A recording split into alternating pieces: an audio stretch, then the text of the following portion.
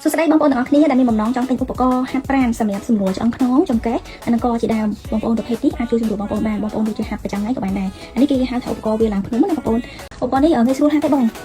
ដូចចលនាវាឡើងភ្នំបងចលនាវាឡើងភ្នំមិនអញ្ចឹងតែតើឧបករណ៍នេះមកល្អណាស់បងអើយអាប្រទម្ងន់150គីឡូចុះស៊ីផុយតែម្ដងបងហ្នឹងហើយបង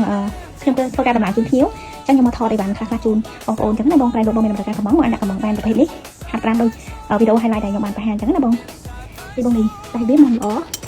បង150គីឡូចុះក៏បារម្ភតែតើឧបករណ៍នេះបងចាប់អារម្មណ៍អាចឆាត់ចូល page បានពីបងនេះវាវិលចឹងឯងដាច់មកល្អបងហើយអានេះជាប្រភេទជើងនេះ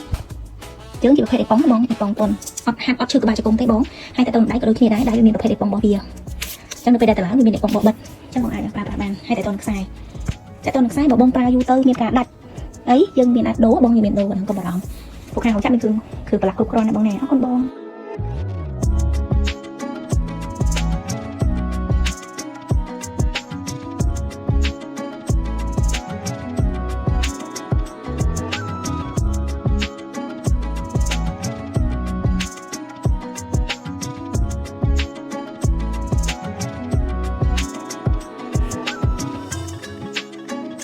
សួស្តីបងប្អូនទាំងអស់គ្នាដែលមានបំណងចង់ទិញឧបករណ៍ហាត់ប្រាណសម្រាប់សម្រួលឆ្អឹងខ្នងចង្កេះអានឹងក៏ជាដែរបងប្អូនប្រភេទនេះអាចជួយសម្រួលបងប្អូនបានបងប្អូនដូចជាហាត់ប្រចាំថ្ងៃក៏បានដែរអានេះគេហៅថាឧបករណ៍វាឡើងភ្នំណាបងប្អូនឧបករណ៍នេះងាយស្រួលហាត់ទេបងដូចចលនាវាឡើងភ្នំបងចលនាវាឡើងភ្នំមិនអញ្ចឹងតែតើឧបករណ៍នេះមកល្អណាស់បងអើយអាប្រទម្ងន់150គីឡូចុះស៊ីផុយតែម្ដងបងហ្នឹងហើយបងខ្ញុំគឺធ្វើការដំណើរជូនភ្ញៀវចឹងខ្ញុំមកថតអីបានខ្លះជូនបងប្អូនចឹងណាបងប្រែលោកបងមានប្រការកំងមកអាចដាក់កំងបានប្រភេទនេះហាត់ប្រាណដូចវីដេអូ highlight ដែលខ្ញុំបានបង្ហាញចឹងណាបងពីបងនេះតែវាមិនល្អ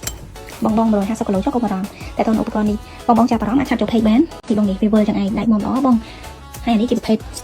ជើងនេះជើងជាប្រភេទអេប៉ុងបងអេប៉ុងប៉ុនអត់ហាត់អត់ឈឺក្បាលជង្គង់ទេបងហើយតែតើដៃក៏ដូចគ្នាដែរដៃវាមានប្រភេទអេប៉ុងរបស់វាចឹងនៅពេលដែលតើឡើងវាមានអេប៉ុងបបិទចឹងបងអាចប្រើប្រាស់បានហើយតែតើខ្សែបងប្រើយូរទៅមានការដាច់អីយើងមានអាចដូរបងយើងមានដូរហ្នឹងក៏បារម្ភពួកខាងของចាប់មានគឺប្រឡាក់គ្រប់គ្រាន់ណាបងណាអរគុណបង